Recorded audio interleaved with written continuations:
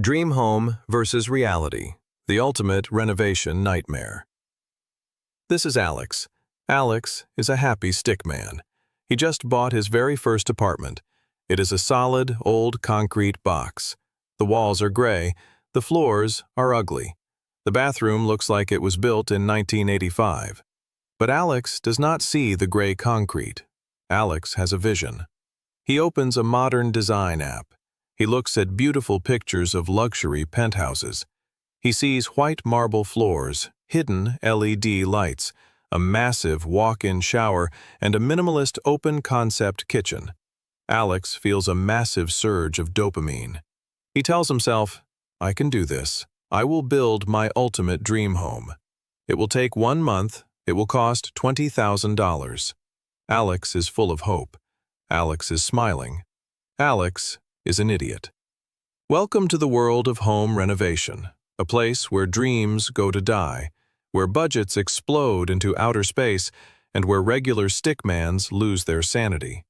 Today, we are going to look behind the beautiful interior design pictures and show you the brutal, painful reality of fixing a house. The nightmare begins with stage number 1, the demolition. Alex hires a stickman contractor named Jack. Jack wears a dirty jumpsuit and carries a massive sledgehammer. Jack looks at Alex's beautiful digital design plan. He laughs a loud, raspy laugh. He tells Alex that to make the kitchen open concept, they must destroy the main wall between the living room and the kitchen. Alex says, "Go ahead, smash it down." Jack swings the sledgehammer. Boom! The wall crumbles. But instead of an open space, a giant disaster appears. Inside the wall, there is a massive cluster of thick iron pipes and high-voltage electrical wires that were not on the official building map. Jack stops. He takes off his hat. He tells Alex that this is a load-bearing utility wall for the whole building. If they remove it completely, the neighbor upstairs will fall through the ceiling. To move these pipes legally, Alex needs to hire a structural engineer, get a permit from the city government, and pay the building management company. The cost? $6,000. The time? 3 months of waiting. Alex's budget takes its first massive hit before he even buys a single piece of furniture. Stage number 2, the material illusion. While waiting for the permits, Alex goes to a luxury showroom to buy his beautiful white marble tiles. He finds the perfect ones. They look stunning. They cost $50 per square meter. Alex calculates the size of his floor and pays the money. He feels proud. 2 weeks later, 3 heavy boxes arrive at his apartment. Alex opens them. He gasps. The tiles inside are not pure white like the showroom model. They are covered in dark, ugly gray veins that look like spider webs. They look dirty. Alex calls the showroom manager. He screams that they sent the wrong product. The manager speaks in a calm, robotic voice. He tells Alex to read the tiny text on the back of the receipt. It says that marble is a natural stone. Every batch has natural variations in color and pattern. No returns accepted. Alex is stuck with dark, chaotic tiles that ruin his minimalist vision. He learns his second brutal lesson. The showroom is a laboratory designed to show you the top 1% of materials. The reality that arrives at your door is whatever the factory floor had left. Stage number 3, the missing craftsmanship. The city finally approves the permits. Jack the contractor returns with a team of 3 worker stickmans. They look tired. They do not look like design experts. Alex tells them to install the hidden LED lighting tracks in the living room ceiling. He wants a perfectly straight, smooth, futuristic line of light. The workers nod. They start drilling. A week later, Alex walks into the apartment at night and turns on the new LED lights. He freezes. The line of light is not straight. It looks like a drunken snake. Because the concrete ceiling in the old building was slightly uneven, the cheap plastic tracks bent during installation. Under the bright light, Every single tiny bump, scratch, and mistake on the plastered wall stands out like a neon sign. The apartment does not look like a luxury penthouse. It looks like a poorly built garage. Alex points at the wavy light and looks at Jack. Jack shrugs his shoulders. He says, "Standard building tolerance, my friend." Perfect lines only exist in computer graphics. Real concrete bends. Alex sits on a dusty box in the middle of his ruined apartment. The air smells like dust and chemicals. His $20,000 is almost gone. The apartment is unlivable. His dream home is currently a chaotic war zone, and the biggest, most expensive trap of the renovation is still waiting for him in the bathroom. Stage number 4 is the bathroom black hole. Alex decides to focus on his luxury walk-in shower. He wants a seamless glass wall and a rainforest showerhead coming out of the ceiling. Jack and his team spend a week laying the tiles and installing the expensive plumbing. It looks beautiful. Alex feels a small spark of joy. He thinks the nightmare is finally ending. He turns on the water to test it. The water rushes out of the ceiling. It looks incredible. But after 5 minutes, Alex notices that the water is not going down the drain. It is building up on the floor. It forms a deep puddle.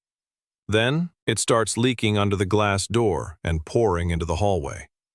Alex panics. He calls Jack. Jack inspects the floor with a level tool.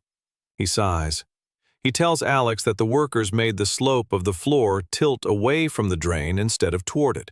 The only way to fix this is to smash all the luxury tiles with a hammer, destroy the waterproof seal underneath, buy new tiles, and redo the entire bathroom floor from scratch. To make things worse, a furious knock rattles the front door. It is the neighbor from the apartment downstairs. He is shouting. He points his finger at the ceiling.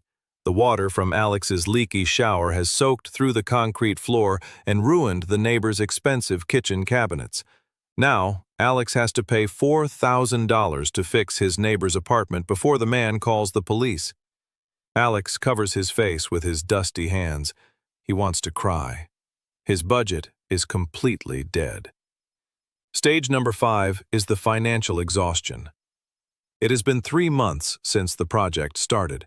Alex's $20,000 is gone. He had to take out a high-interest personal loan of $10,000 just to finish the basic plumbing and floors. He cannot afford the luxury minimalist furniture he wanted. Instead of an Italian designer sofa, Alex buys a cheap, regular couch from a discount warehouse. Instead of custom hidden kitchen cabinets, he buys standard, pre-made boxes that leave ugly gaps near the ceiling. The final result is a massive compromise. It is not a luxury penthouse. It is just an ordinary apartment with a very expensive, hidden history of mistakes. Alex stands in his finished living room. The renovation is over, but he does not feel the big hit of dopamine he expected. He feels empty. He feels exhausted. Every time he looks at the ceiling, he does not see the design. He only sees the crooked LED line that cost him extra money. Every time he takes a shower, he feels anxious that the floor will leak again.